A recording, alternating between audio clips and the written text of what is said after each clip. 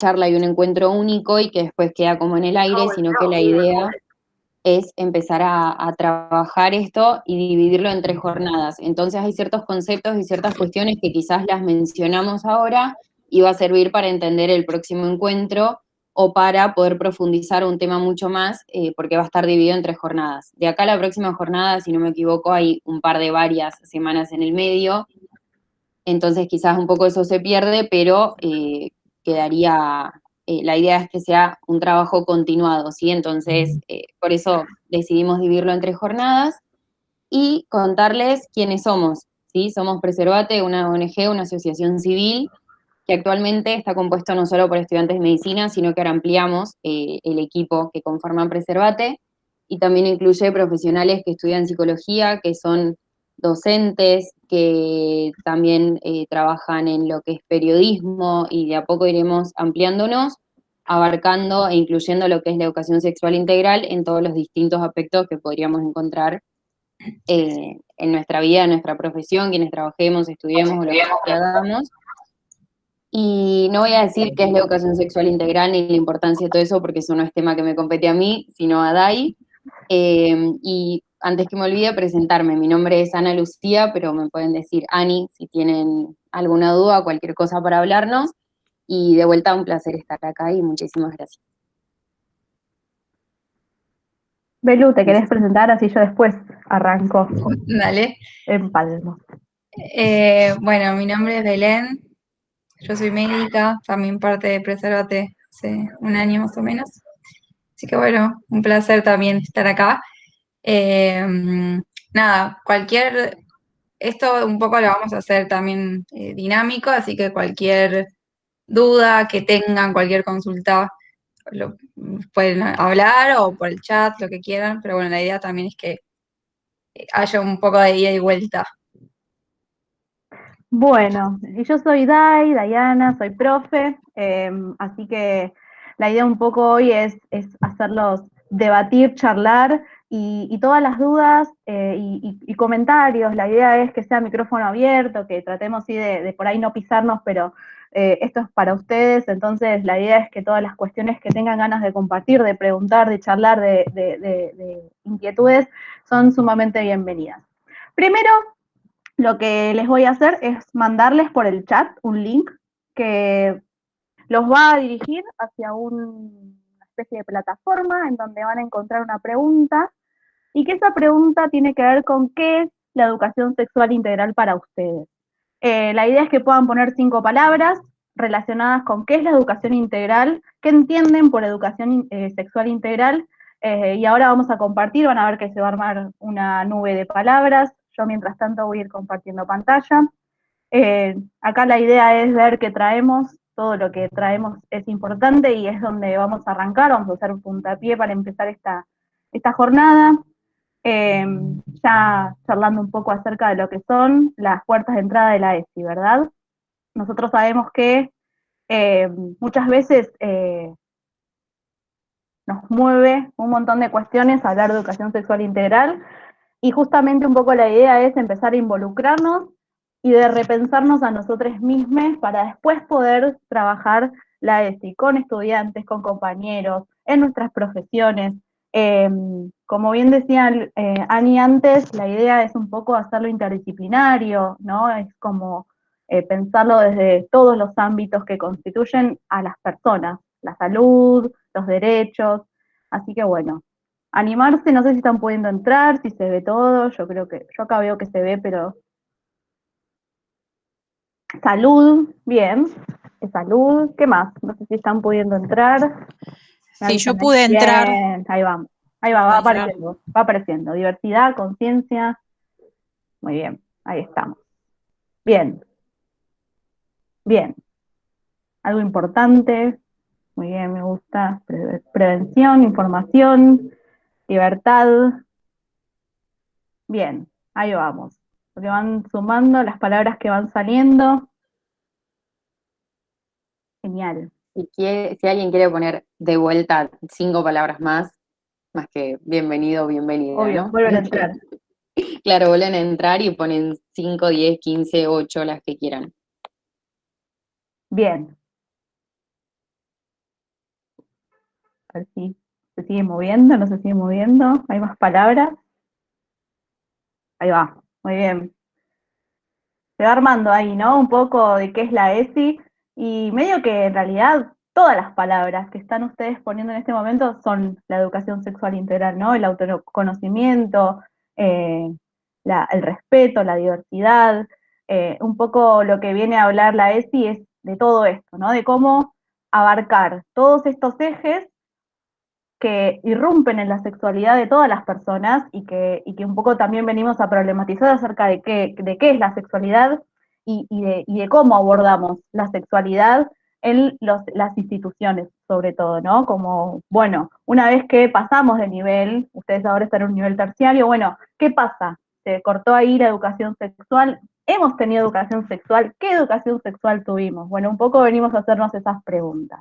Eh, Esto de los vínculos, de la preservación, de la conciencia, la información, bueno, un poco es todo esto que ustedes están poniendo ahí, es de lo que trata la Ley de Educación Sexual Integral. Yo después esta nube de palabras la voy a descargar y se la mando a María, se la mandamos para que les quede y para que la tengan guardada. Voy a arrancar entonces a compartir a partir de estas palabras que ustedes dijeron, como bien decíamos antes. ¿Qué palabras se nos vienen a la cabeza? Bueno, todas estas que ustedes mencionaron y que vienen a poner de la cotidianeidad, ¿qué es la ley 26.150? La ley 26.150 es la Ley Nacional de Educación Sexual Integral, en la Ciudad de Buenos Aires es la 21.110, una va con la otra, digamos, los dos toman los ejes de la ley nacional y se adaptaron a la ley de la Ciudad de Buenos Aires, y dice que todos los educandos, todas las personas tienen derecho a recibir educación sexual integral en los establecimientos públicos, de gestión estatal, privados, jurisdicciones nacionales, provinciales, la Ciudad Autónoma de Buenos Aires y municipal. Es decir, abarca a toda la Argentina y es obligatoria. ¿Sí? Esta fue sancionada en 2006 y, como bien saben, todavía sigue costando la implementación en los distintos niveles educativos. Y lo que más nos interesa a nosotros es pensar qué ejes abarca la Ley de Educación Sexual Integral, que articula, dice, todos los aspectos biológicos, psicológicos, sociales, afectivos y éticos de las personas. ¿Qué quiere decir todo esto? Que la ESI va a tener 5 ejes con distintos objetivos, objetivos que tienen que ver con el acceso a la información, objetivos que tienen que ver con que todas las personas puedan conocer sus derechos y ejercerlos, y que se nuclean en estos 5 ejes de la ESI. Ejercer nuestros derechos, es decir, que las personas sepan cuáles son sus derechos, poder ejercerlos. Por ejemplo, poder saber cuáles son mis derechos en tanto en salud sexual y reproductiva, qué derechos tengo yo como estudiante en cuanto a mi identidad de género, qué derechos tengo yo como persona dentro de una sociedad, y que a nosotros nos encanta pensar en la idea de que si yo no conozco mis derechos, no puedo insistir para que se cumplan. Entonces, parte de la Ley de Educación Sexual Integral viene a darnos herramientas para pensar en los derechos, valorar la afectividad, ponerle palabras a las emociones, esto que muchas veces nos han dicho que no podemos, que los varones no lloran, que las chicas tienen que aguantársela, que son sensibles y demás. Bueno, poder pensar qué valor tiene la afectividad y qué valor tienen las emociones para la construcción como sujetos y personas dentro de una sociedad en relación con uno mismo y con cómo me relaciono con los demás, ¿no? Como, bueno, ¿qué me pasa a mí con determinadas situaciones y cómo eso me afecta a mi integridad como persona? Reconocer la perspectiva de género, poder pensar qué valor se le dio históricamente a las cuestiones y a las construcciones sociales que hay en torno a las mujeres y a los varones, y también poder pensar en que no solamente hay varones y mujeres, poder pensar en la diversidad, poder pensar en todas las cuestiones que tienen que ver con cómo la sociedad nos impone determinadas cuestiones que hacen a nuestra vida como sujetos de derecho dentro de nuestros espacios educativos, de los espacios que habitamos. Es poder pensar que hay un montón de estereotipos, hay un montón de construcciones sociales que son históricas y que hay un montón de matrices de aprendizaje, de cuestiones que vienen y que son impuestas y que son naturalizadas porque estamos dentro de un sistema que se construyó en torno a que el varón tenía la verdad absoluta y que todo lo que se construía era en función a la imagen de los varones. Entonces venimos nosotros a decir, bueno, quizás todo lo que se construyó en torno a los derechos, al acceso a la salud, a poder pensar también en cómo nos relacionamos, también está sesgado por una cuestión de estereotipos de género. Respetar la diversidad, abarca a poder entender que no solamente estamos dentro de una sociedad que es heterosexual, que es cis, es decir, que las personas que se identifican con su género, no le voy a spoilear a Ani, que después en un ratito lo va a explicar, y esto de poder pensar en la salud, ¿no? Digamos, fíjense cómo por ahí una concepción más antigua de la educación sexual que tenía que ver con la prevención de infecciones de transmisión sexual y el cuidado del cuerpo, empieza a quedar más en un segundo plano y empieza a integrar uno de los aspectos de las personas, ¿no? Ahora bien, ¿cómo hacemos para que en nuestras prácticas estos ejes se vean reflejados? ¿Y cómo hacemos para repensarnos a nosotros mismos a partir de estos 5 ejes? Bueno, es sumamente difícil. Creo que nadie tiene la receta secreta de decir, bueno, así tenemos que trabajar la ESI en las instituciones. Sí, hay algo importante que es intentar siempre poder transversalizarla, pensar todos los aspectos de la labor docente y de la labor como estudiantes y como profesionales, como futuros profesionales, que puedan estar atravesados por estos 5 ejes, que muchas veces por ahí uno intenta, ¿no?, dar respuesta a emergentes, porque sucede en la cotidianidad de las prácticas, sucede que uno va resolviendo emergentes, pero sí pensar que lo que nosotros vamos haciendo a medida que transcurre nuestra formación tiene que estar atravesado por los 5 ejes de la ESI. Más allá de jornadas específicas, más allá de temas específicos que son importantes debatir, siempre también es importante empezar la práctica atravesada por estos 5 ejes de manera transversal, ¿no? Y como nos pasó a nosotros desde Preservate, que al principio éramos estudiantes de medicina y después empezamos a eh, sumar, ¿no?, otras disciplinas, porque entendimos que la riqueza de la diversidad también de fuentes, la diversidad de perspectivas, porque siempre es importante poder acercarnos a la diversidad de opiniones en cuanto a qué herramientas tienen las distintas disciplinas para fortalecer, ¿no?, la relación que tenemos con la propia práctica y con nuestras profesiones. Un poco tiene que ver con eso. La idea hoy es problematizar algunas cuestiones que tienen que ver con el eje de cuidar el cuerpo y la salud, pero van a ver que siempre intentamos pensarlo desde los 5 ejes de la ESI. A mí me gusta pensar que uno elige un contenido y lo intenta relacionar con los 5 ejes de la ESI. Hay veces que hay contenidos y cuestiones que uno aborda y maneras de pensar algunos temas que son un poco más difíciles de pensar desde los 5 ejes, pero quizás siempre intentar hacerlo nos va a permitir a nosotros no olvidarnos de ejercer nuestros derechos, de poner en valor las emociones, de que sea con una perspectiva de género para romper estereotipos, de no caer siempre en lo heteronormativo, en las cuestiones más que tienen que ver con lo que nosotros nos enseñaron que debían ser las personas. No sé si hay alguna duda con esto, si no, paso la palabra a mis compañeras.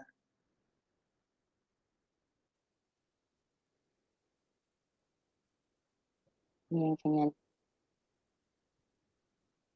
Bueno, Bueno, entonces, si quieren, seguimos con esto. Como bien les dijo Dai, vamos a hacer mucho hincapié en lo que es el cuidado del cuerpo, por hoy por más que nada, pero también hablamos un poco de lo que es la diversidad y el tema de empezar a incluir lo que es la perspectiva de género, ¿sí? Los primeros 2 ejes que ella mencionó los vamos a trabajar, pero más que nada en el segundo y tercer encuentro, como que eso fue como lo terminamos dividiendo. Y ahora vamos a hablar, yo les voy a hablar un poquito de lo que son las infecciones de transmisión sexual y los métodos de barrera.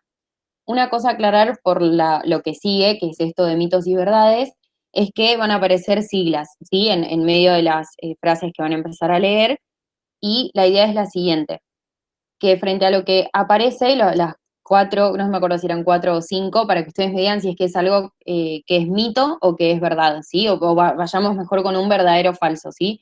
Van a aparecer distintas afirmaciones y ustedes, por favor, en el chat pongan verdadero, falso, B corta o F, lo que ustedes quieran. para empezar a hablar. Y después, a medida que vamos avanzando en lo que yo voy diciendo y después en lo que dice Belu, vamos resolviendo el por qué algo de esto fue verdadero o fue falso, ¿sí? Y esto de las siglas que yo les dije, van a ir leyendo que dice ITS, eso significa infecciones de transmisión sexual, y otra que van a ver es MAC, MAC, eso significa métodos anticonceptivos, ¿sí? Como para que cuando estén leyendo sepan qué es lo que estamos queriendo decir ahí. Si esto quedó claro, entonces vamos con la primera afirmación, así por favor me dicen verdadero o falso en el chat o inclusive hablando, ¿sí? Si alguien se anima a hablar y decirme por qué verdadero o por qué falso, bienvenido o bienvenida sea. Bien, lo primero dice, en relación a los anticonceptivos orales, se debe hacer un descanso entre toma y toma después de un tiempo determinado. ¿Alguna vez escucharon algo de esto? ¿Qué opinan? ¿Verdadero, falso? ¿No saben nada? Sí, yo por mi parte claramente lo escuché. La verdad no sé si es verdadero o falso. Bien, yo esto también lo escuché, me lo han dicho inclusive, Sí. y vi que pusieron falso, y está bien, esta afirmación es falsa, ¿sí? En un ratito Belu les va a decir bien por qué, pero excelente. Después, Te el hago una uso del pregunta. ¿Qué quería sí, decir entre toma y toma? entre toma y toma se refiere a el tiempo que pasa entre una caja y otra caja de pastillas, sería. Ah, ok. O sea, después de, por ejemplo, no sé, no estoy diciendo, dando un ejemplo con números al azar, pero después que hay alguien que dice, después de 3 años te tenés que tomar 3 meses para descansar de las pastillas y después volver a tomar. A eso se refiere entre toma y toma. Ah, ok. Bien, Sí. A mí me lo habían dicho, el médico me lo había dicho. sí, a mí también me lo han dicho. Pero esto es falso. Belu más adelante les va a explicar el por qué no. Vamos con la siguiente, que dice el uso del DIU, que es dispositivo intrauterino, que es un método anticonceptivo, no es tan eficaz como otros métodos, ya que han nacido bebés con el dispositivo pegado a su cuerpo. Esto lo he visto en noticias y en otros lugares. No sé qué piensan, si verdadero o falso. Veo que dice verdadero, falso, falso, falso, falso. Bien, esto es falso. Esto lo voy a responder porque creo que no lo vemos tanto ahora. El por qué, no les voy a hablar del método anticonceptivo en sí, pero sí les voy a hablar del por qué esto no pasaría, que es por una cuestión anatómica. ¿Sí? El bebé cuando nace empieza, digamos, según el óvulo espermatozoide, empiezan a proliferar las células, que eventualmente es un feto y en un futuro un bebé, y estas mismas células, por cómo se va desarrollando el embarazo, el bebé eventualmente termina rodeado como de una bolsa, y adentro está contenido todo lo que es el líquido amniótico, ¿sí? El líquido, el agua esta que está cuidando y rodeando al bebé. Entonces, por una cuestión anatómica, esto es un mito, ¿sí? Que un bebé puede nacer pegado con el DIU, porque el DIU quedaría por fuera de esta bolsa, ¿se entiende? O sea, está el útero, el DIU escondido en algún lugar en caso de que sea un embarazo, y recién ahí estaría la bolsa con el feto adentro, ¿sí? Entonces, por ese motivo no, pero de todas maneras hubieron muchas noticias que yo he visto que lo ven así con pegado en la frente, con agarrando el DIU, bueno, esas cosas no pasan, o sea, es un mito que alguien de medios decidió hacerlo pasar. La pregunta de Débora sí podría ser, pero no voy a ampliar, ¿sí? Porque ese tema de vuelta lo desarrolla Milu más adelante. Eh, Después sí, lo tenemos en el chat, así que nos vamos a acordar de responder. Y ahí dice, el anticonceptivo hormonal de emergencia, mal llamada pastilla del día después, se puede tomar hasta 5 veces por año. ¿Verdadero o falso?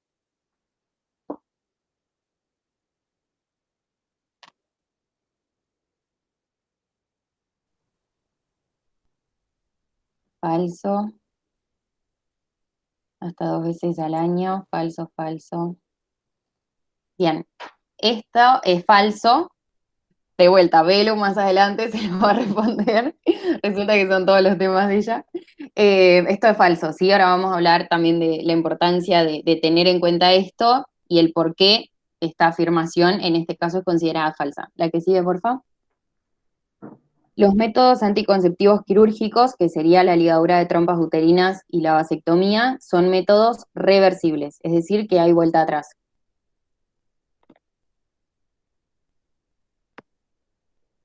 Falso. verdadero, falso. Bien, acá es más falso que verdadero, pero tiene un pero en esta afirmación, pero tomémosla como falsa, ¿sí?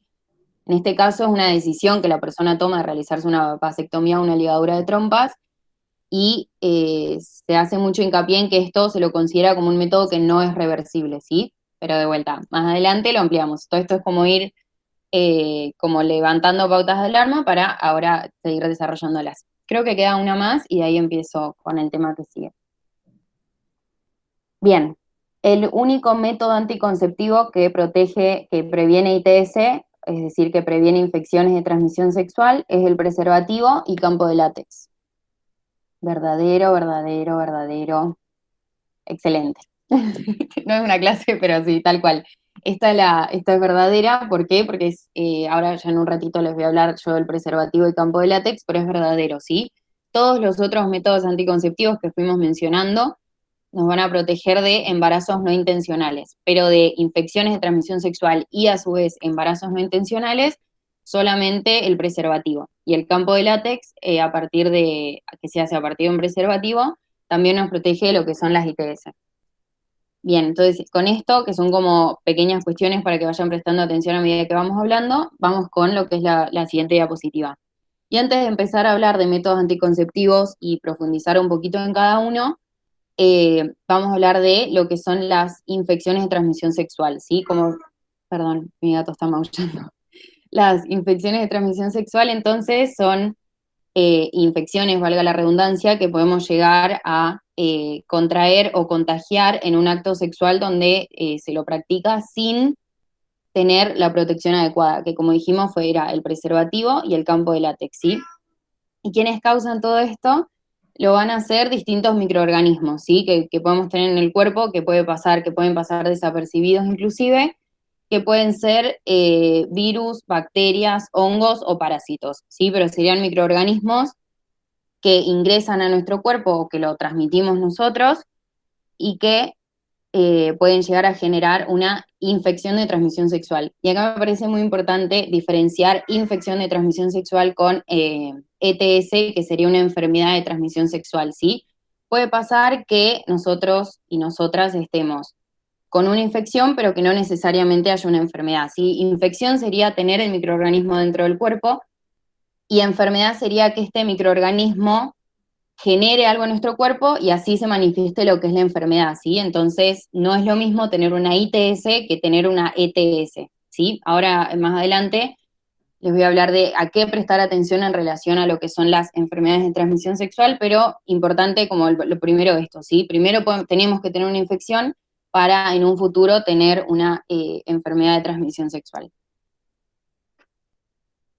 Y algunas que podemos, de las más comunes en nuestro país, que se ven bastante, son las siguientes, ¿sí? Una infección por clamidia y gonorrea, que son unas bacterias, por HPV o el virus del papiloma humano, que son las siglas HPV, que esto lo que genera serían unas verrugas en lo que es el área donde la persona está infectada. También el sífilis, que también es por una bacteria, y el herpes, que es por un virus que genera como estas pequeñas ampollitas. Y después, por otro lado, tenemos lo que es el VIH o el virus de la inmunodeficiencia humana y el SIDA. Con respecto a estas cinco ITS que las tenemos por ahí agrupadas, tienen la particularidad que 4, clamidia y gonorrea, HPV, sífilis y herpes, tienen tratamiento, ¿sí? Si se las detecta a tiempo, estas tienen tratamiento, y si no es un tratamiento para curar, es un tratamiento de mantener para que la enfermedad en nuestro cuerpo sea lo más leve posible, ¿sí? Las que se pueden curar completamente son clamidia y gonorrea y sífilis con un antibiótico, y las otras, si es que tenemos precauciones y prestamos atención a nuestro cuerpo, en caso de tener la infección de HPV o de herpes, podemos tratarlas y mantenerlas y que no genere nada grave en nuestro cuerpo. Y después, por otro lado, tenemos el VIH-Sida, que acá es importante diferenciar, son dos cuestiones distintas. El VIH sería simplemente la infección, una infección de transmisión sexual, que es algo crónico, que no existe cura actualmente, hay muchísimos estudios y con buenos resultados en algunos casos, para lo que es el VIH, ¿sí? Lo que hace el VIH en el cuerpo es entrar, ingresar a los glóbulos blancos que tenemos en nuestra sangre, que son las células encargadas de protegernos frente a algo ajeno que está entrando y que puede llegar a producir alguna enfermedad en nuestro cuerpo, y los glóbulos blancos lo atacan. ¿Qué hace el VIH, el virus ingresa al glóbulo blanco y lentamente los empieza a destruir. Entonces, en el momento de infección, la persona simplemente pasa como desapercibido, ¿sí? Se lo llama como un momento de latencia, donde simplemente el virus está proliferando en el cuerpo, pero no se manifiesta como nada, y después empieza a tener distintas manifestaciones. La peor de las situaciones dentro de la infección de VIH, si es que pasan muchos años y la persona realmente nunca tuvo ningún control, ningún cuidado, se puede llegar al estadio SIDA. SIDA es las siglas del síndrome de inmunodeficiencia adquirida. Eso significan las siglas, y lo que tiene la persona es que está muy propensa a infecciones simples, como por ejemplo una gripe, que le genera un cuadro muy grave que a cualquiera de nosotros, que si es que somos personas sanas, pasaría simplemente como una gripe leve, ¿sí? Entonces, entendiendo todo esto y las particularidades de las ITS más frecuentes, no son las únicas, pero sí las más frecuentes, vamos a hablar un poco de cómo cuidarnos, ¿sí? Y a qué prestar atención. Primero, antes que nada, la importancia del autoconocimiento, que eso en el Menti lo habían mencionado. Con respecto al autoconocimiento, ¿a qué nos referimos? ¿A qué sentimos? ¿A cómo nos sentimos? ¿De qué forma? ¿En qué momentos lo estamos percibiendo? Porque no hay nadie que se conozca más que uno y una misma, ¿sí? Entonces, la importancia de conocernos y entender cómo funciona nuestro cuerpo, quienes menstruamos, empezar a reconocer ese tipo de cuestiones, y con respecto a lo que es la anatomía, la importancia de mirarnos, ¿sí? De no tener miedo a mirarnos y saber cómo es nuestro cuerpo, cómo es nuestra genitalidad, qué es lo normal, entender que existe variedad de genitalidad. Entonces, frente a la duda, consultar con un profesional, y siempre una consulta a un especialista, que podría ser un ginecólogo, ginecóloga, urólogo o uróloga, o un clínico simplemente, para saber lo que es normal, ¿sí? Por eso hacemos hincapié en lo que son los controles anuales, los controles periódicos. Entonces, si nos conocemos y sabemos bien cómo es nuestra anatomía, por ejemplo, frente a particularidades que pueden haber, no para, se quiere ir, perdón, voy a parar un segundo.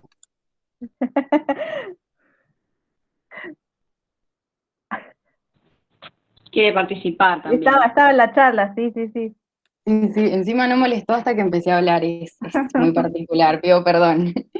Bien, entonces, si conocemos realmente, tal cual quiere opinar, quiere decir, mira, esto es así. Bien, entonces, como decía, la importancia de conocernos y saber qué es lo normal en cada cuerpo propio, ¿sí?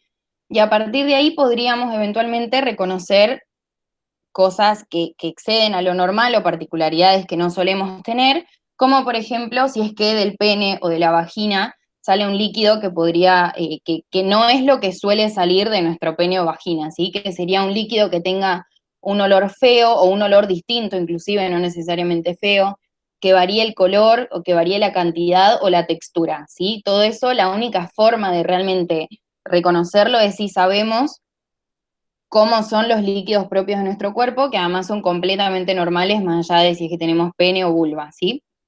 Después lo otro que puede pasar es que la persona tenga dolor o ardor en lo que es en la zona cuando va a mear, muy correcto, cuando va a orinar, que puede tener dolor, ardor o ambas cuestiones, inclusive un poco antes, o que le cueste orinar, también sería considerado eso. Después, dolor en la zona del abdomen o de la pelvis, en la zona baja de la panza.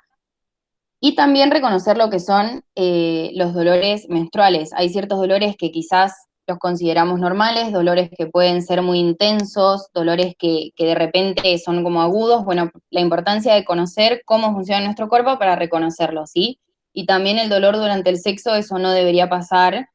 Eso siempre consultar con quien corresponda, ¿sí? Lo otro, reconocer la inflamación, que sería ver una zona que está como más roja, más hinchada, que está más sensible si es que uno lo toca. Y después también ver si es que aparecen lesiones, como medio como una úlcera, o como una ampolla, o ciertas verrugas que pueden aparecer en la piel, de cualquier parte de la piel del cuerpo, también en la boca, en los genitales, y que inclusive en este caso tienen la particularidad de que pueden no doler, ¿sí? Pero por eso repito y hago hincapié en la importancia de conocernos, saber qué es lo normal en cada cuerpo, y a partir de ahí poder reconocer algo que nos llama la atención y frente a eso consultar. Y frente a una duda, realmente, aunque sea una duda simple, nunca está de más la consulta con un profesional simplemente para sacarnos la duda y no recurrir solamente cuando estamos en el peor momento, ¿sí? Por eso la importancia de los controles periódicos, inclusive tener un médico o médica de cabecera para acudir a todas estas cuestiones es mucho más recomendado. Esto ya lo hablo como médica y no como persona de Preservate, pero volviendo a esto, la importancia de conocer nuestro cuerpo, ¿sí? Y de no tener miedo ni vergüenza a lo que está pasando, porque el pudor quizás termina siendo algo que nos juega en contra, entonces empezar a normalizar la variedad de cuerpos que podemos llegar a tener y que momento a momento puede ir variando, ¿sí? Siguiendo con esto, todo esto, ¿qué pasa? Estamos hablando un poco de lo que es el cuidar nuestro cuerpo para empezar a incluirlo y hacer un poco a vincularlo con los otros ejes que mencionó Dai, de lo que tiene que ver con respetar la diversidad y también lo que es la sexualidad en sí, ¿sí? Entonces, todo esto lo encaramos para lo que dice gozar, pero acá no se refiere solamente a gozar en el acto sexual, sino disfrutar de una vida sana y plena y sin tabúes también, y ya particularmente a todo lo que estoy hablando, de lo que eran las ITS, el cómo protegernos, ¿sí? Para poder tener un encuentro sexual sin ningún problema o con la menor cantidad de problemas posibles o inconvenientes, ¿sí? ¿Cómo podemos cuidarnos entonces todo lo que son estas ITS? Con los métodos de barrera que les había dicho, que eran dos, el preservativo y el campo de látex. El primero que aparece es el preservativo. ¿Qué es el preservativo? El preservativo es no sé cómo sería la palabra correcta, pero es algo que está hecho a partir de látex, que se coloca sobre el pene en ese momento tiene que estar erecto, y cuando tenemos que usar el preservativo durante todo el acto sexual, ¿sí? A veces es necesario el uso de lubricantes a base de agua, es más normal de lo que muchas veces creemos, y hago hincapié en esto de los lubricantes a base de agua, nada de aceites, de geles de vaselina, de jabón, nada de eso, ¿sí? Siempre lubricantes a base de agua, que eso se puede comprar, y si no, el mismo que viene con el preservativo es el que hay que utilizar. Y otras cuestiones a tener en cuenta con respecto a los preservativos es que nunca se deben utilizar dos preservativos juntos, es decir, uno arriba del otro, eso no. Hay que prestar atención que esté el envoltorio, digamos, que esté sano, que no esté roto por ningún lado. Cuando lo vamos a abrir, no usar tijeras, no usar dientes, utilizar las manos, tiene como una parte corrugada, se lo abre por ahí. Es importante ponerlo del lado correcto, ¿sí? Si uno lo saca, tiene como una forma de sombrerito, bueno, de tal forma se lo pone sobre el pene erecto, se aprieta la burbuja y ahí se lo desenrolla hasta abajo. Si llega a pasar que se me cae al piso, que inclusive tengo las manos muy sucias, que lo pongo al revés, ese preservativo deja de cumplir la función de prevenir infecciones de transmisión sexual y embarazos. Entonces, ¿qué hay que hacer? Hay que descartarlo y agarrar uno nuevo, ¿sí? Tampoco se lo tiene que dejar en lugares del roce, por ejemplo, la billetera no es un buen lugar, la guantera del auto tampoco es un buen lugar, ningún lugar o el fondo de la mochila tampoco, ¿sí? Hay que tenerlo en un lugar como donde esté protegido, ¿sí? En una cajita, en una lata, o bueno, si no, quieto en el cajón, o donde quieran, pero que no esté expuesto a roces o muchos cambios de temperatura, nada de eso le hace bien, ¿sí? Y hago hincapié y lo repito, que es el único método que va a prevenir lo que son infecciones de transmisión sexual más allá de embarazos no intencionales. Por eso hacemos tanto hincapié en la importancia de utilizar lo que es el preservativo. Y una cosa más a aclarar con el preservativo es que de práctica a práctica uno se lo tiene que cambiar. ¿Qué quiere decir esto? Por ejemplo, si se pasa de tener sexo oral a sexo vaginal, la persona se tiene que cambiar el preservativo. Y así con cada una de las prácticas que se vayan dando durante lo que es el acto sexual. Y ahí teníamos un video para todo esto, pero nos sacaba bastante tiempo, así que un poco de todo lo que les estuve diciendo, voy a meter como un chivo. En Instagram hay un video y un reel cargado de cómo poner el preservativo y también cómo armar el campo de látex, que es lo que voy a hablar a continuación, que sigue siendo un método que nos protege en este caso de infecciones de transmisión sexual. El campo de látex, ¿qué es? Es como esta forma rectangular de látex que se arma a partir de un preservativo. Actualmente en nuestro país no existe el comprar un campo de látex, sino que se lo hace a partir de un preservativo, ¿sí? De un preservativo peñano. ¿Y cómo funciona? Se lo corta de una determinada forma, que en el video, en el reel podrían verlo, que básicamente es, uno lo saca, corta la punta y lo corta de forma transversal al preservativo y lo desenrolla y queda como un rectángulo. ¿Y en qué momento se lo usa? Dai, si me pasás a la otra diapo, porfa. Gracias. Pasa a ser un método de barrera que se lo utiliza para lo que es el sexo oral y lo que es el roce entre vulvas. Es muy fácil la parte teórica, pero la parte práctica resulta que puede llegar a ser medio incómoda, pero realmente es mejor un pequeño momento incómodo que terminar con una infección de transmisión sexual, inclusive que pase desapercibida por un tiempo, ¿sí? En este caso, no puede proteger contra embarazos no intencionales y algo a tener en cuenta es que como nos está protegiendo a mi persona y a la persona con quien yo estoy teniendo el acto sexual, si lo uso a un lado no hay que rotarlo, ¿sí? Y tampoco pasarlo de una zona a otra. Lo mismo que estábamos diciendo con respecto al preservativo, en este caso tienen como las mismas ideas y pautas a tener en cuenta, que sería usarlo siempre del mismo lado, no darlo vuelta, por así decir, y limitarlo siempre a una zona, ¿sí? No pasarlo de la zona anal a la zona vulvar, por ejemplo, y tampoco reutilizarlo, ¿sí? Una vez que se lo utiliza, se lo descarta. Y algo a aclarar es que se lo descarta en un tacho de basura, nunca en el inodoro, porque puede llegar a traer problemas en el inodoro. Creo que en el link ahí mandaron por el chat lo que serían los links para ver los videos, así que gracias. Después se fijan ahí y cualquier duda, nada, hay un montón de información con respecto a esto, pero no ampliamos mucho más, sino lo clave. Y de vuelta, para lo que es el campo del látex, tratar de tener las manos limpias, y como se hace con una tijera, es importante la tijera, la tijera tiene que estar desinfectada, ¿sí? Para realizar los cortes, y creo que no tengo mucho más para decir del campo de látex. No sé si Belu ahora querés seguir. Dale. Dai, ¿querés pasar? Ay, gracias. Estoy. Me Gracias. veo verde, ¿no? Yo te veo bien. Ah, bueno. Muy bien, sí. Bueno, antes de arrancar con los métodos anticonceptivos, importante aclarar que tanto el preservativo como todos estos que les voy a contar yo ahora son gratuitos, o sea, podemos acceder a ellos a través del sistema público como a través del sistema privado, tanto de obras sociales como de prepagas, y están cubiertos al 100%, ¿sí? Son totalmente gratuitas. Entonces, bueno, ahora les voy a hablar un poco de lo que son los métodos anticonceptivos, que si bien no previenen las infecciones de transmisión sexual, sí van a prevenir lo que son los embarazos no intencionales.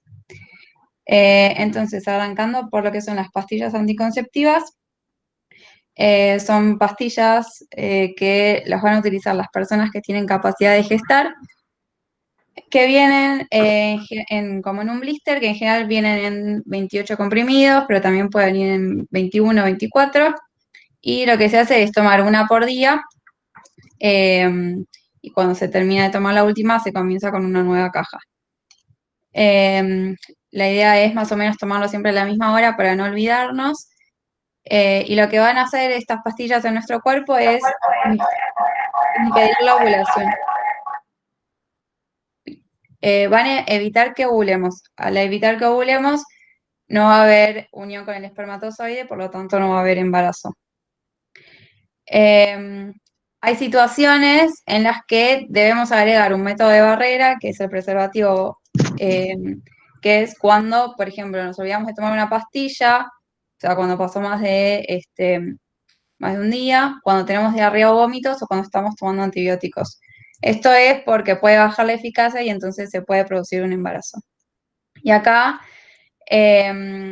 una de las preguntas de mito o verdad, que era si había que descansar entre caja y caja, la realidad es que es un mito. ¿Por qué? Porque si nosotros dejamos de tomar estas pastillas, y es el único método que utilizamos para evitar los embarazos no intencionales, no vamos a tener ningún otro método y por lo tanto puede llegar a haber un embarazo.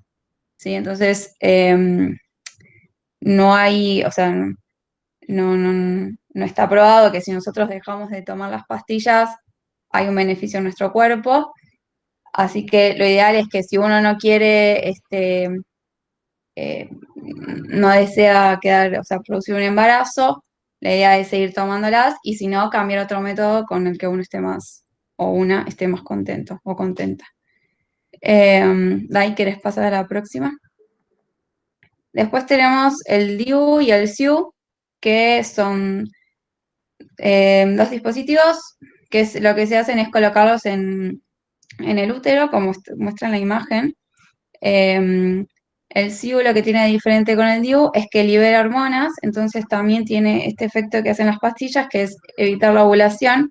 Y en general con el SIU tampoco se produce lo que es la menstruación. Bueno, estas tampoco protegen contra las infecciones de transmisión sexual y estas sí tienen que ser colocadas y extraídas por un personal de la salud, ¿sí? En general duran entre 3 a 10 años, eso depende del dispositivo que se introduzca. Y bueno, un poco también ya lo que había dicho Ani, esto de que el bebé no puede nacer con el DIU pegado a la cabeza.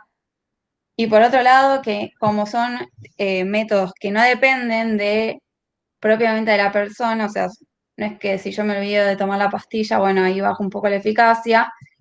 Estos métodos a veces son un poco más eficaces también que el método de la pastilla, por ejemplo, porque no depende si yo tomé o no tomé la pastilla, ¿no? El dispositivo va a estar adentro del útero, entonces va a hacer que se prevenga el embarazo siempre y cuando esté dentro de el periodo en que es efectivo, ¿no?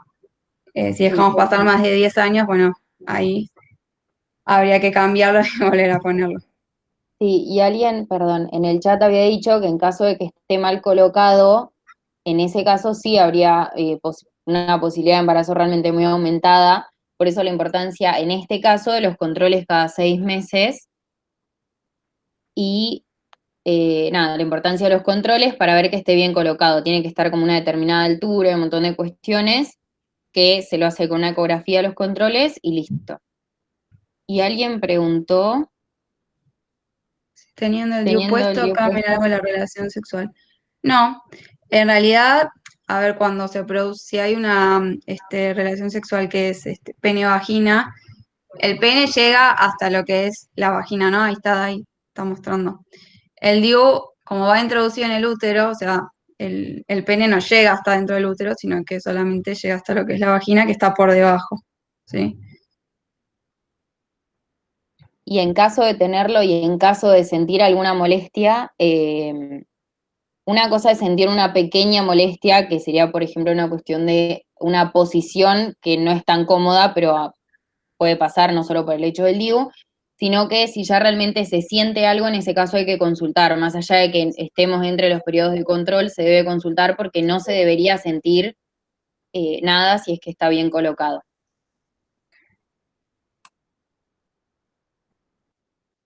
Bien.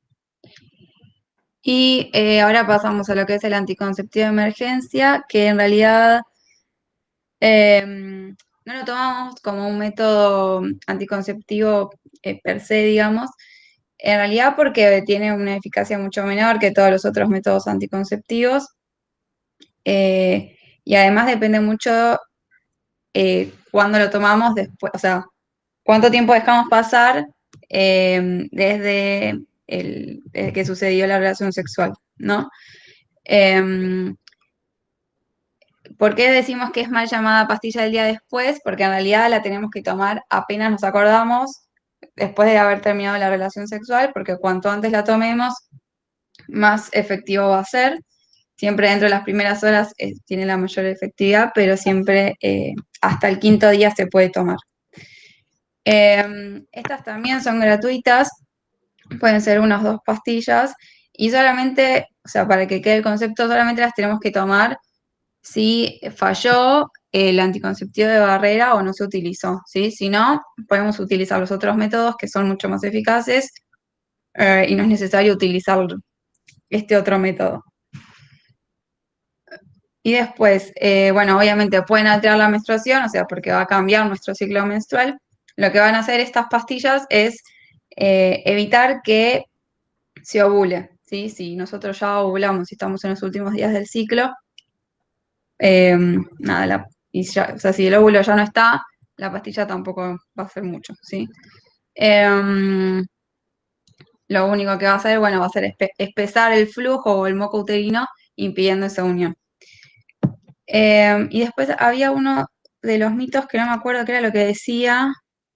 Que no se puede tomar se puede tomar hasta 5 pastillas por año. Y en realidad eso es un mito, ¿sí? La realidad es que podemos tomar la cantidad de pastillas que queramos por año. No, digamos, si no, no deseamos un embarazo y no utilizamos algún otro método anticonceptivo, lo ideal es tomar esta pastilla. Pero bueno, siempre lo aconsejable es utilizar algún otro método que es más eficaz y además también evita estar saliendo a comprar la pastilla, que bueno, también implica como un dolor de cabeza, ¿no? Perdón, tengo una cosa para decir.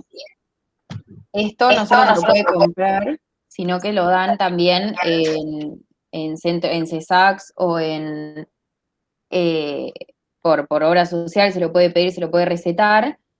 Todo esto se lo puede dar también de forma gratuita en hospitales, centros de salud. Y otra cosa a tener en cuenta, como bien dijo Belu, es que esto tiene que ser una pauta de alarma. O sea, más allá de listo, el método falló o no utilicé método, utilizo el anticonceptivo hormonal de emergencia, pero eso tiene que ser una pauta de alarma. O sea, si una persona en un año utiliza, que en este caso se aplica tanto a personas con pene como a personas con vulva. O sea, si en las prácticas sexuales que estoy teniendo necesito yo o la otra persona tomar el anticonceptivo hormonal de emergencia unas 2, 3, 4 veces al año, y ahí hay algo que está fallando, porque es el último eslabón de todo para evitar un embarazo no intencional. Entonces eso tiene que llamar la atención para decir, bueno, estoy usando mal el preservativo, estoy tomando malas pastillas, quizás me conviene usar esto, y así, prestar atención a esto, ¿sí? Por eso el mito a nivel hormonal, eh,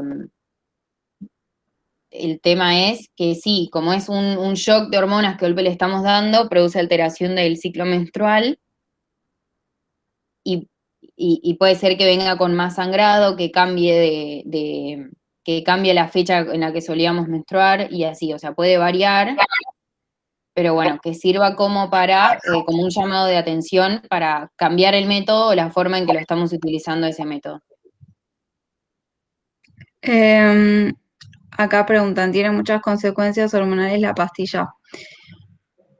No, a ver, obviamente tiene más cantidad de hormonas que la pastilla, digamos, que tomamos la pastilla anticonceptiva que se toma todos los días, ¿no? Lo que va a hacer es esto que dice Ani, ¿no? Va a cambiar un poco el ciclo, nos va a venir antes, después. Pero bueno, más que consecuencias hormonales es el tema de la efectividad en cuanto, o sea, para lo que lo utilizamos, más que nada eso.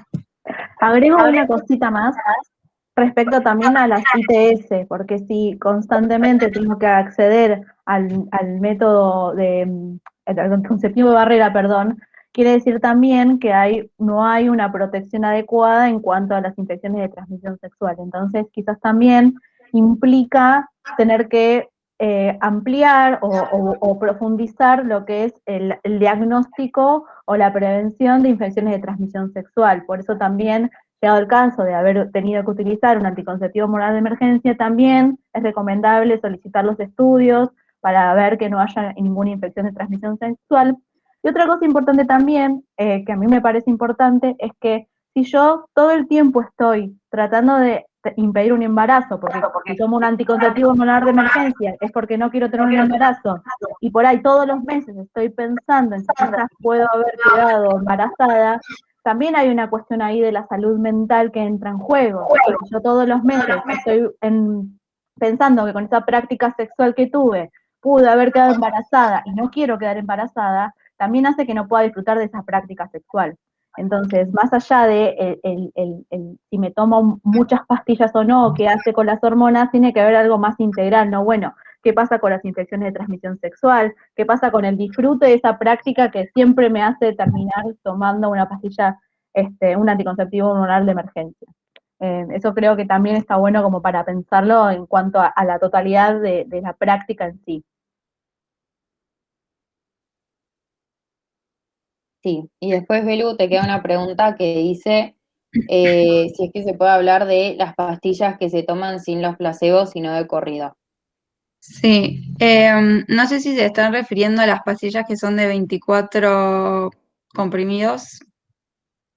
Sonia, si me pueden contestar esa pregunta, porfi, y te cuento.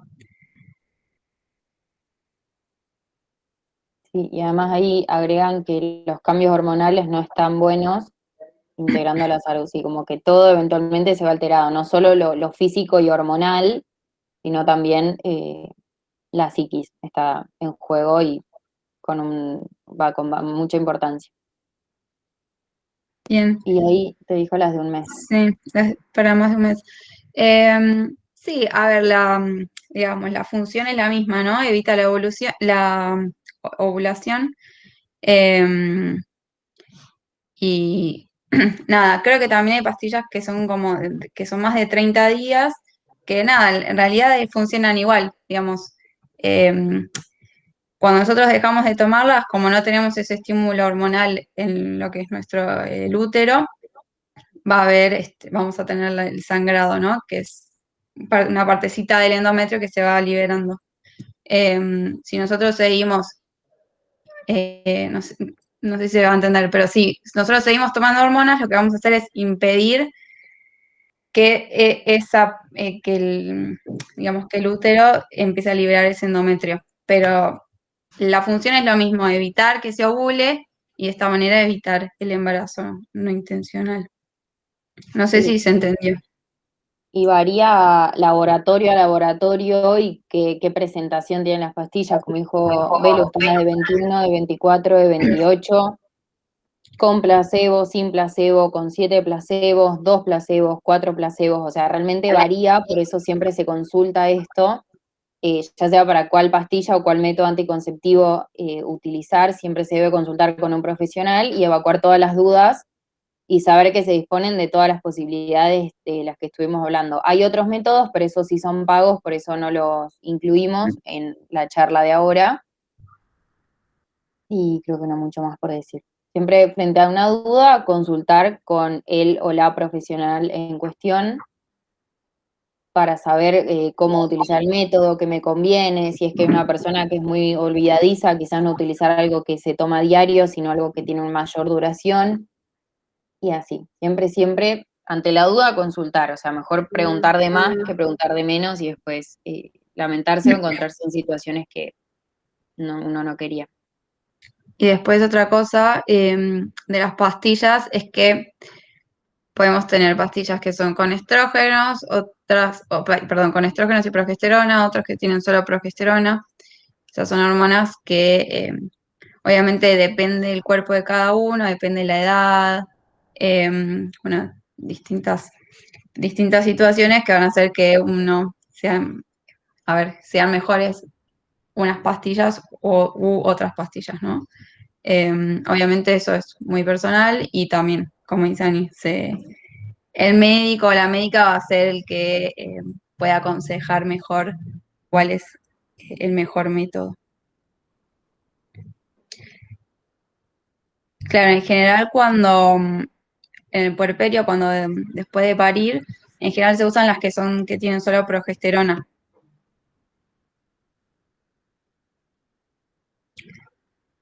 Y si por ahora hay solo pastillas, no para mujeres, sino para personas que tienen útero, digamos.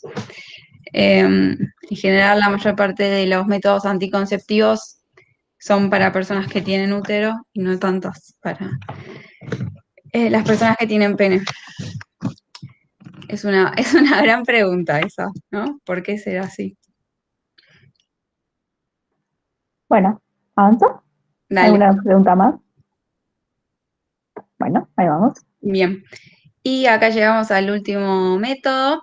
Este es un método irreversible, como uno de los mitos o verdades que habíamos visto antes. Irreversibles porque tanto la ligadura de trompas como la vasectomía, una vez que lo realizamos, no podemos volver atrás. En general, estos métodos se utilizan cuando ya sabemos que o sea, que en toda nuestra vida no vamos a desear tener hijos o hijas, ¿sí? En este caso son intervenciones quirúrgicas. En el caso de la ligadura de trompas, lleva anestesia general. Hay que estar, creo que es un día que la persona está internada. Y en el caso de la vasectomía, es algo que es con anestesia local y que es ambulatorio, o sea, se hace la cirugía y después la persona se va. Estos son métodos que también están dentro del plan médico obligatorio, que son gratuitas y que pueden acceder todas las personas mayores de 16 años. Y creo que esto... Y con el mito aparecía que eran métodos reversibles la ligadura de trompas y la vasectomía. Y yo dije que era un falso, pero un poquito verdadero por lo siguiente. Es un método quirúrgico que lo que se hace es, como dijo Belu, ligar las trompas o cortar las trompas y ligar o cortar lo que es el conducto deferente que salen de los testículos y después, bueno, continúan su trayecto. Entonces, ¿qué pasa? Es básicamente un pequeño tubo que lo estamos cortando, ¿sí? Entonces, como se lo corta, se lo puede llegar a volver a unir, pero realmente es una intervención muy, muy específica que requiere un profesional o una profesional que tenga mucha práctica en esto, por eso se lo considera como método irreversible en este sentido. De hecho, inclusive en caso de que una persona decida hacerlo, se le hace firmar lo que sería un consentimiento informado, que está al tanto de lo que esto implica y de que se le deja en claro de que no hay vuelta atrás una vez que la persona decida hacerse una vasectomía o una ligadura de trompas. Por eso había dicho un sí pero no, pero quedémonos como que de todos son reversibles excepto estos dos que son métodos irreversibles. Incluso, Dani, la vasectomía muchas veces, por más que el médico esté o médica esté súper entrenado o entrenada, a veces hay condiciones propias del cuerpo de la persona que hacen que tampoco se pueda volver a unir. Entonces, bueno, Sí, en general, claro. nada, eso. Y sí, a partir de los 16 años se puede. Ya la persona se la considera una persona adulta con capacidad de decisión sobre su cuerpo y puede decidir realizarse una vasectomía o ligadura de trompas. Bien, creo que podemos seguir. Bien, entonces estuvimos hablando un poco de lo que tenía que ver con el cuidado del cuerpo y de la salud, y no haciendo hincapié solo en la salud física, sino que mencionamos particularidades también de lo que es la salud mental, y ahora vamos a hablar un poco de lo que es diversidad. Justo esto de diversidad y sexualidad que vamos a hablar a continuación, lo vamos a seguir trabajando en el segundo y tercer encuentro, o sea, este es el tema que más vamos a extender, o sea, todos son importantes y los vamos a ir extendiendo, pero particularmente este lo vamos a volver a tocar en el segundo y en el tercer encuentro, ¿sí? Así que les esperamos para más adelante, pero bueno, vamos a hablar de lo que nos compete ahora, que es lo que es la diversidad, ¿sí? ¿A qué nos referimos con diversidad? A todas las diferencias que existen en cada una de las personas que conforman una sociedad, ¿sí? A cada una de las personas que estamos hoy en este encuentro, en esta primera jornada de 3, y que incluye, como bien dice ahí, todo lo que tiene que ver con la cultura, con la lengua, con la funcionalidad corporal, es decir, una persona que, no sé, de las distintas funcionalidades corporales que podemos llegar a tener, en cómo camina, en las accesibilidades que tiene, e incluimos también todo lo que tiene que ver con la diversidad sexual, ¿sí? Entonces va a haber tantas variaciones y diversidad de personas como cantidad de personas lo hay, ¿sí? Y todo esto es algo que es importante aclarar que a lo largo de nuestra, o sea, nos acompaña desde el momento cero y a medida que vamos avanzando en nuestra vida, se va generando y se va modificando dependiendo en el entorno en el que nos encontremos, ¿sí? Entonces va a terminar y va a influir y fortalecer y formar lo que es nuestra personalidad, las actitudes que tomamos frente a las actitudes y posturas que tomamos en determinadas cuestiones, los gustos, deseos, las acciones y todo lo que vamos a decidir hacer en nuestra vida, ¿sí? Entonces todo esto, el tema de la diversidad nos va a hacer que seamos una sociedad y un mundo, así generalizando realmente, un mundo muy diverso donde no hay personas que sean, donde no va a haber dos personas que sean iguales, ¿sí? Y siguiendo con esto y pasando a la próxima diapositiva, por favor. Ya hablando un poquito más de lo que es la diversidad sexual, antes de esto quiero aclarar lo que es la sexualidad, ¿sí? Que la sexualidad, según la Organización Mundial de la Salud, se la define como un aspecto central de la persona, que nos acompaña desde el momento en que nacemos hasta el momento en que nos morimos. Entonces, ¿qué se refiere a esto? Que es algo que va a estar siempre, siempre, siempre acompañándolo, ¿sí? No es algo que es a partir de una determinada edad se puede empezar a hablar de sexualidad, sino que en todo momento de nuestra vida, como nos acompañan aspectos culturales, sociales, religiosos, en caso de tenerlos, nos acompaña también lo que es la sexualidad, ¿sí? Y cómo se va a manifestar todo esto de lo que es la sexualidad a través de los pensamientos, de las fantasías, de los deseos, de cómo nos comunicamos, de qué es lo que transmitimos, de las prácticas que realizamos, de las conductas que tenemos. Y como dije antes, en relación a la diversidad, y ahora más puntual en relación a la diversidad sexual, incluye también la sociedad en la que nos encontramos, el entorno cultural con el que crecimos y actualmente nos manejamos, y también influye mucho el momento de la historia, ¿sí? Que esto también lo vamos a hablar más adelante, con lo que tiene que ver con estereotipos, que Dai también estuvo hablando un poco de esto, que varía y es tan simple como pensar la sociedad y las expectativas y todos los roles de género que existen hoy en día no son los mismos de los que fueron para quizás nuestros madres, padres, abuelos y abuelas, y ni hablar muchas generaciones más atrás, ¿sí? Entonces, a esto nos referimos con que esto es algo que se va modificando e influye mucho el entorno en el que nos encontramos, ¿sí? Quizás yo tengo la misma edad que otra persona, pero esa persona se crió con determinadas particularidades y costumbres, entonces por ese motivo esa persona,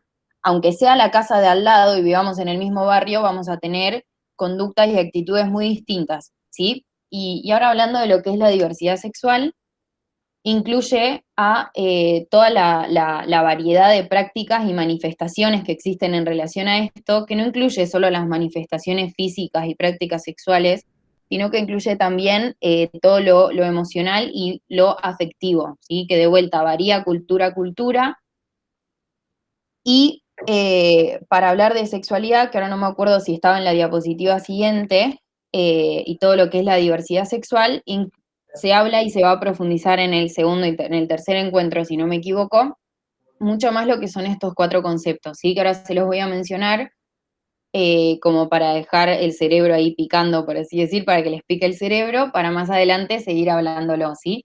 Entonces, todo esto de la sexualidad, que yo les dije que es un aspecto central, es muy amplio, ¿sí? Y en qué se va a evidenciar y en qué se va a manifestar, en eh, cómo es nuestra anatomía y nuestra genitalidad, que sería lo que es el sexo biológico, también en cómo nos percibimos, nos autopercibimos, que eso sería la identidad de género, después en cómo decidimos mostrarnos a la sociedad en la que nos encontramos y al mundo, que eso sería la expresión de género, y también de una manera sexoafectiva, y cómo y de qué forma nos vinculamos, eso se refiere a lo que es la orientación sexual. Con respecto a esto, podríamos estar realmente días y días y semanas hablando, porque es todo muy amplio, pero ahora me parece importante entender y recordar bien todo esto de la diversidad, ¿sí? Que van a existir tantas posibilidades como lo hay personas en el mundo, ¿sí? Acá somos 26, 27 personas, creo, que tenemos entonces, a pesar de que, por ejemplo, coincidamos en lo que es la orientación sexual, tenemos igual variedad de opciones, ¿sí? Porque no van a haber dos personas iguales, no van a haber dos personas que sientan igual, que se expresen igual, que este sentimiento lo manifiesten de la misma forma. Y acá tenemos un montón de palabras que las vamos a seguir trabajando en el próximo encuentro, pero que me parece importante empezar a mencionarlas, ¿sí? Pero recordar todo esto de la diversidad, cómo está influenciada por la sociedad, por la cultura, por el entorno y también por lo que elegimos y decidimos hacer. Y volviendo a lo que dijo Dai, un poco a otro de los ejes de lo que es la educación sexual integral, la importancia de conocer nuestros derechos y que nos corresponde como persona, que en este caso está viviendo, creo que todos estamos en Argentina, todo lo que nos corresponde viviendo en el país en el que nos encontramos, ¿sí? Pero para entender y respetar todo lo que es la diversidad, también es importante la información, tener la información correcta y además saber transmitir la información de forma correcta, que es un poco lo que queríamos trabajar en estos 3 talleres, como Preservate a ustedes, pero también ustedes con el entorno en el que se encuentren, o sea, la información, ¿sí? Como pilar de todo, y después eventualmente la ESI traspolada en lo que es, bueno, en este caso esta institución. Sí, yo quiero agregar algo también, y es que acá todos sabemos de sexualidad y todos podemos hablar de esto porque somos cuerpos sexuados, y todos los que estamos acá estamos atravesados por la sexualidad. Entonces muchas veces es darnos el permiso a nosotros mismos y a nosotras mismas de repensarnos en estas prácticas y en estos nuevos contextos de los que hablaba Ani, ¿no? No es lo mismo por ahí pensarnos incluso 5 años para atrás o 10 años para atrás a nosotros mismos. Y muchas veces eso moviliza un montón. Y eso muchas veces nos trae un montón de cuestiones que nos exceden y que necesitamos repensarlas, pero para nosotros mismos. Y creo que volvemos un poco como al principio en esto de pensar las puertas de entrada de la ESI, ¿no? Como qué importante tener espacios dentro de la institución para poder debatir, para poder charlar, para poder problematizar lo que nos pasa, tener espacios de reflexión para nosotros mismos, pensar qué es lo que queremos a la hora de abordar la educación sexual integral, y también el permitirnos que esto nos desestructure, permitirnos romper nuestras matrices, permitirnos que haya cosas que no entendamos y que haya cosas que necesitemos discutir con otros, porque en ese que discutir con otros vamos a poder construir por ahí una nueva mirada o una mirada que pueda respetar estos 5 ejes de la ESI que veníamos hablando. Pero creo que es fundamental darnos esa posibilidad de problematizarnos a nosotros mismos y nosotras mismas. No sé si quieren agregar algo, alguna pregunta, alguna duda, algún comentario, algo que haya quedado pendiente.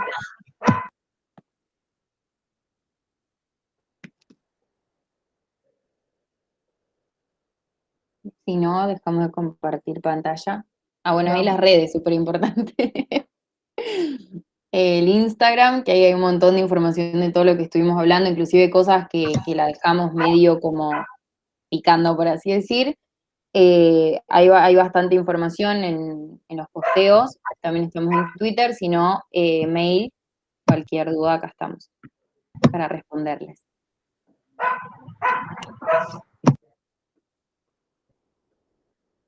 Bien, y no sé si alguien quiere decir algo. ¿Se escucha? Sí, se escucha. Bueno, gracias por toda la info primero, y después respecto a los métodos anticonceptivos, me gustaría saber, si bien cada organismo es distinto, qué opinión, más que recomendación, sí sería opinión, en cuanto a cuál consideran que es menos invasivo para el organismo. Creo que es una pregunta muy difícil de responder, pero en cuanto al menos invasivo sería el preservativo. ¿sí? Los otros tienen particularidades. El menos invasivo sería el preservativo. De todas formas, en caso de que sea una relación, sean relaciones pene-vagina, siempre se recomienda el doble método, es decir, preservativo, campo de látex, y además la utilización de alguno de todos los otros métodos que les estuvo diciendo Belu, de los hormonales. Eh, Eso es lo ideal, ¿sí? Como que te aseguras por un lado con el preservativo y por otro lado con el otro método que se esté utilizando. Pero en cuanto a opinión de cuál es mejor, o sea, es realmente muy difícil decir, bueno, no sé, suponiendo, y esta no es mi opinión tampoco, decir, bueno, las pastillas es mejor que tal otro, no, porque varía persona a persona y sobre la situación de cada persona. Entonces, ¿qué recomiendo yo en mi opinión? Doble método, en todo caso, método de barrera y un método hormonal. Yo para agregar, lo bueno también es que son, salvo bueno en la cirugía, son todos métodos que uno puede probar y si ve que por alguna razón no te gusta, no sé, no sé, sentiste algún cambio o qué sé yo, te olvidaste de tomar la pastilla y te das cuenta que no va con vos, bueno, lo puedes cambiar. Entonces, qué sé yo, también está eso de ir, o sea, ir buscando cuál es el que va mejor con vos, ¿no? Que me parece que eso también uno lo responde con su propia experiencia, digo, es muy personal. Sí, sí. Sí, tal cual, por eso sabía que era una pregunta, la primera aclaración fue esa, pero bueno, quizás eh, había alguna información. Gracias. No, por favor. No sé si alguien más quiere decir algo. Solo veo gracias en el chat, así que gracias a ustedes también por escucharnos y por este rato y espero que nos veamos en el próximo encuentro y en el próximo, pero bueno, vamos de a poco al segundo encuentro. José Luis dice, no mencionaron el diafragma, ¿qué ocurre con ese método? La realidad es que fuimos acotando un poquito los... Ay, ¿hace Así, eco? ahí está.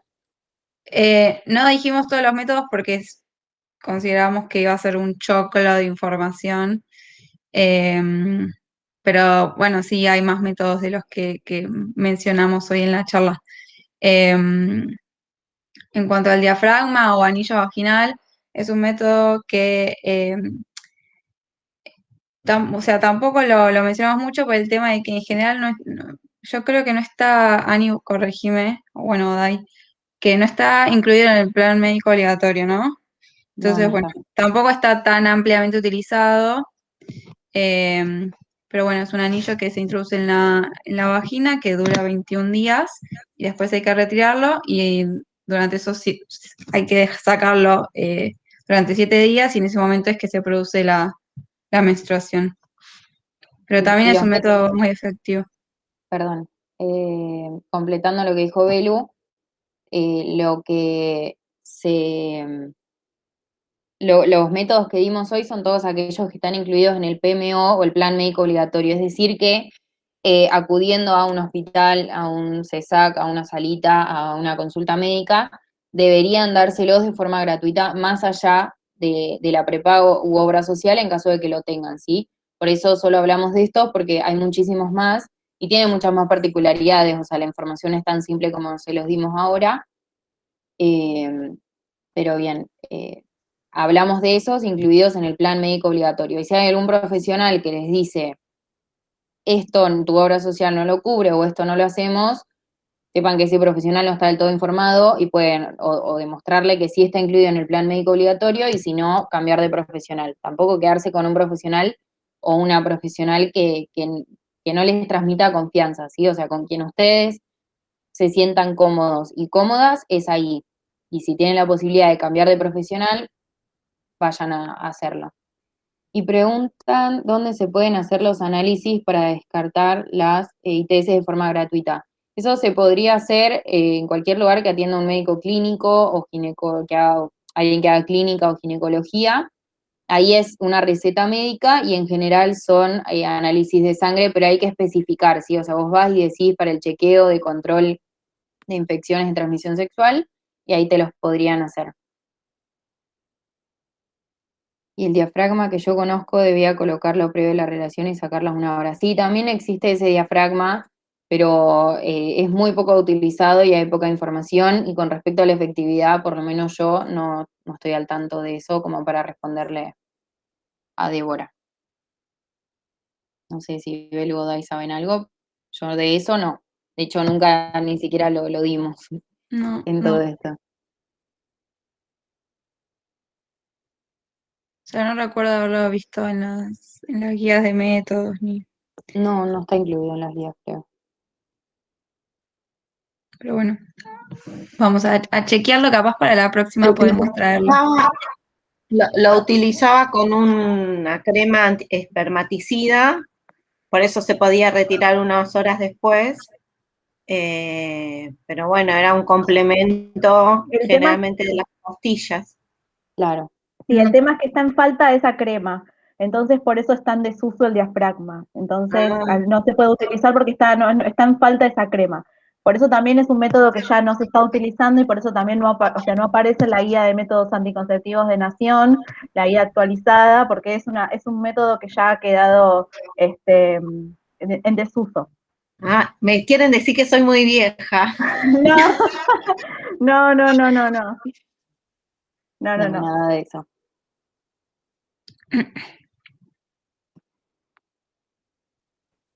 Bien, no sé si tienen otra pregunta. Coincido con Débora que evidentemente pertenecemos a una generación anterior a todo esto. Puede ser. Igual no sé, desconozco la edad que tienen, pero estamos acá para seguir informándonos. Como ustedes aprenden, nosotras también estamos aprendiendo ahora con las preguntas y con el mismo intercambio que se genera. Así que nunca va a estar de más. Sin lugar a dudas que es así.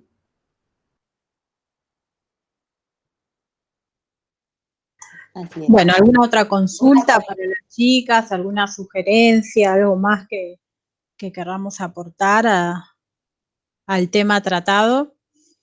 A los temas tratados.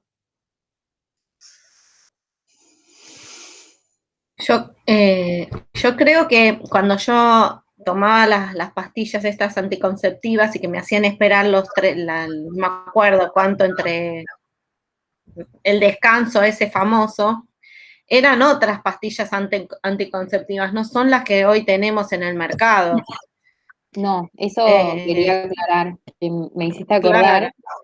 Sí, que antes las pastillas anticonceptivas, las de toma diaria, tenían una concentración, primero, otro tipo de hormona sintética distinta a las que se usan ahora, y segundo, eran concentraciones muy altas de hormonas. Entonces, eso antes, en su momento, no sé realmente hace cuánto que empezó a cambiar todo esto, pero antes era verdad, pero hoy en día, con todas las pastillas anticonceptivas de toma diaria que existen en el mercado, ya no es necesario hacer el descanso después de un determinado tiempo y dejar por unos meses de tomar pastillas. Incluso también se decía que máximo podías tomar hasta 10 años porque después, no sé qué pasaba, te aumentaban los efectos adversos o algo así. Eso tampoco. La verdad que bueno, Todo eso ya no. por suerte va evolucionando todo eso. Falta Sí, el método mejoró todo. falta el método para las personas con pene, pero bueno. Vamos de a poco. Así es. No sé si hay más preguntas, dudas, sugerencias, también estamos abiertos a eso. Y cualquier cosa, yo estoy en contacto con Vicky, así que, no sé, le transmiten su inquietud a ella. Y el segundo encuentro, no recuerdo bien cuándo es, creo que en agosto. Es Vamos ya adelante. te digo, porque me lo anoté, 11 de agosto es el próximo encuentro y el 27 de octubre el último, o sea, el tercero. La charla, todo el taller queda grabado, lo vamos a estar compartiendo, o sea, por si quieren repasar algo y pensar, e incluso hasta el próximo taller, cualquiera de los estudiantes, profes, que quieran acercarnos a alguna sugerencia para trabajar, es súper bienvenido, ¿sí? Esto lo construimos entre todas, todos. No queremos que sea direccional, o sea, tuvimos o sea, desde nosotros nada más, sino que podamos en comunidad pensar cómo queremos construir esta ESI en el instituto y bueno, nada, a través del consejo pueden derivar todo el tiempo consultas, sugerencias o lo que necesiten. Y bueno, con el lujazo de tener a las chicas acá de Preservate, la verdad que es súper valioso para nosotros, la explicación clarísima, y creo que merecen más que un aplauso, ¿no? O sea, y esperemos que en algún momento podamos... Gracias. Nos vamos a encontrar, sí. Sí, ojalá podamos construir más a modo taller y vernos las caras y dialogar entre todos, que es, digamos, más ameno, pero yo vengo repitiendo desde el año pasado que a pesar de las circunstancias que atravesamos, hemos podido construir muchas cosas, e incluso dentro de este marco de virtualidad y de pandemia, esta ESI, que nada, es la tercera dentro de del proyecto educativo del IS 22, y que somos nuevitos en esto y estamos re orgullosos de poder llevarlo a cabo. Si más de uno se pregunta, pero si las chicas mencionaron al inicio esto de lo difícil que todavía sigue siendo incorporar la ESI en las instituciones educativas, y es realmente cierto, independientemente de que hay un movimiento enorme y un montón de actividades y docentes que se dedican, digamos, a llevar la ESI dentro de sus instituciones, no en todos lados se da. Entonces, y más de una oportunidad he escuchado, pero ESI para adultos, padres, algunos padres, algunos que tienen sobrinos, o sea, la ESI, como decían las chicas, la sexualidad se construye a través de toda nuestra vida, ¿no? Y cuanto más información, menos dudas, así que seguiremos en esta línea para adelante todas las veces que podamos. Y bueno, en principio dentro de lo que es la agenda escolar, porque sabemos que también tenemos un montón de actividades a lo largo del año, pero conservar este espacio no es solo una cuestión hoy del consejo, sino también es un derecho de todos ustedes, los estudiantes. Así que adelante, y bueno, si no hay dudas, preguntas o algo más que quieran decir. Vicky, sí. Quería agregar un dato. Acabamos de ver en el curso de esta semana, creo que fue, un padre en Salta que denunció al colegio porque a su hija le estaban, en un colegio religioso, le estaban dando una ESI. Y el padre denunció al colegio por esa razón. ¿Querés que te cuente una cosa más en relación a eso? Sí. Yo soy de Salta y yo fui a un colegio religioso. ¿No? De esta noticia no la vi, pero tampoco veo muchas noticias, para ser sincera, pero intentamos con otra que también fue exalumna del colegio al que fuimos, intentamos dar lo que es de educación sexual integral y tuvimos muchas trabas e inconvenientes y al final no pudimos resolverlo y bueno, después ya empezaron las vacaciones a fin de año y no pudimos hacerlo, pero yo soy de Salta y entiendo lo que es crecer con una educación sexual, pero que no es educación sexual integral. O sea, como que con esa noticia sé qué pasa y lo he visto y nada, tristísimo realmente, porque se desconoce, digamos, la importancia de la educación sexual integral y todo esto de los ejes, si realmente se los profundiza, lo que menos se toca son temas de sexo en sí, que muchas veces es lo que se lo considera la educación sexual integral. Entonces, de vuelta, volviendo a lo que estuvimos diciendo, la importancia de la información para hablar con fundamentos y no simplemente por algo que escuchamos al pasar en una noticia o en una conversación, sino realmente con información válida. Yo quiero agregar unos chivos para los profes y las profes. Si me permiten, les voy a mostrar porque no lo tengo ahora en la pantalla. Hay una guía que se llama Guía del Desarrollo Institucional de la Educación Sexual Integral, que si bien está orientado para escuelas, tiene algunas herramientas para poder pensar algunas cuestiones en relación a la ESI en las instituciones. Y hay un material que es muy viejo y que fue de los primeros materiales de educación sexual integral que salieron, que son cuadernillos que tienen un montón de dinámicas y de propuestas para la educación sexual con adultos, y que quizás pueden servir de inspiración para aplicar en determinadas cuestiones dentro de las distintas cátedras y las distintas materias que se dan dentro del instituto. Me parece que por ahí puede ser una herramienta para seguir trabajando, para no quedarnos con las ganas hasta agosto.